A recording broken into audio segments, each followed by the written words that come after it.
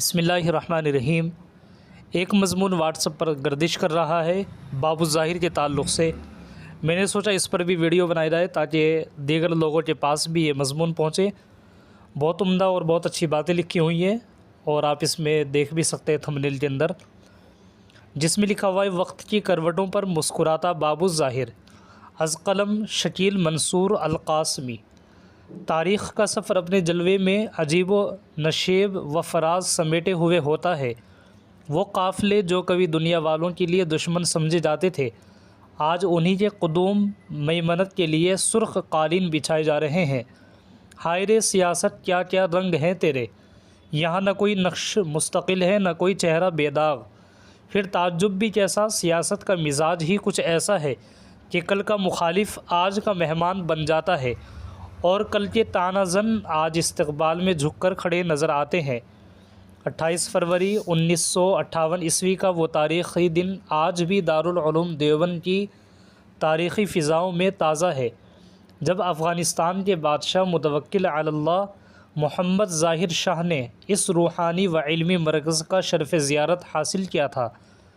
انہی کے نام سے قائم کیا گیا پرشکوہ باب الظاہر آج بھی ماضی کے اس سنہرے باب کی خاموش گواہی دے رہا ہے۔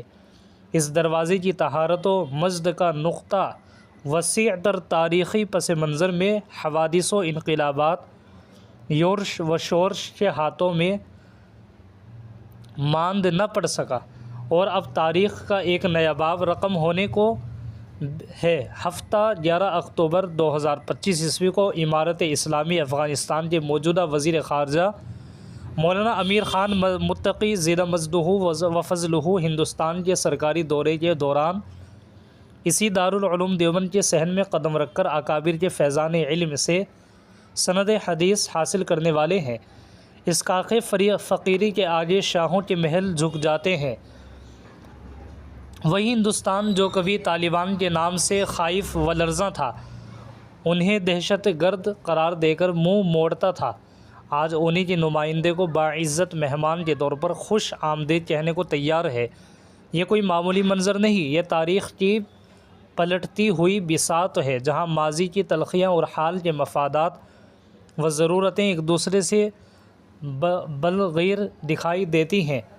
کبھی جس فکر کو دنیا سے کاٹ دینے کی کوشش کی گئی تھی، آج اسی فکر کے نمائندوں کو باضابطہ سفارتی حیثیت دی جاتی ہے اور دی جا رہی ہے۔ دوسری طرف دارالعلوم دیوبند وہی عظیم علمی و روحانی مرکز جس نے بر صغیر میں علم و ایمان کا چراغ روشن کیا، ایک بار پھر تاریخ کے ایک اہم اور تابناک موڑ پر کھڑا ہے۔ اس کی عظمتوں کے قصیدے پھر سے پڑھے جا رہے ہیں، اس کی لازوال اور رفعتوں کو سلام کیا جا رہا ہے۔ وہی فضائیں جو کبھی شاہ ظاہر کی آمد کی گواہ تھیں، اب ایک ایسے نمائندے کا استقبال کرنے کو تیار ہیں جس کی پشت پر زمانے کا ایک نیا عالمی باب تحریر ہو رہا ہے، اور باب الظاہر آج بھی خاموشی سے استیدا تاریخ کے بدلتے رنگوں کا گواہ ہے۔ یہ منظر ایک بار پھر یاد دلاتا ہے کہ سیاست میں کوئی شے ابدی نہیں، نہ دشمنی ہمیشہ رہتی ہے نہ دوستی جاویداں۔ وقت کی موجیں تخت و تاج کو بہا کر نئے ساحل تراشتی رہتی ہیں، اور تاریخ ہر منظر کو اپنے صفحات میں سنبھال لیتی ہے۔ اللہ تعالیٰ دارالعلوم دیوبند کو ہمیشہ اپنی رحمتوں کے سائے میں رکھے، اس سے چراغ علم و عرفان کو قیامت تک روشن فرمائے، اور اسے دین متین کی خدمت کا عظیم مرکز بنائے رکھے، اس کے فیض کو ہمیشہ جاری و ساری رکھے۔ یوں سینہ گیتی پر روشن اسلاف کا یہ کردار ہے، آنکھوں میں رہے انوار حرم، سینے میں دل بیدار رہے۔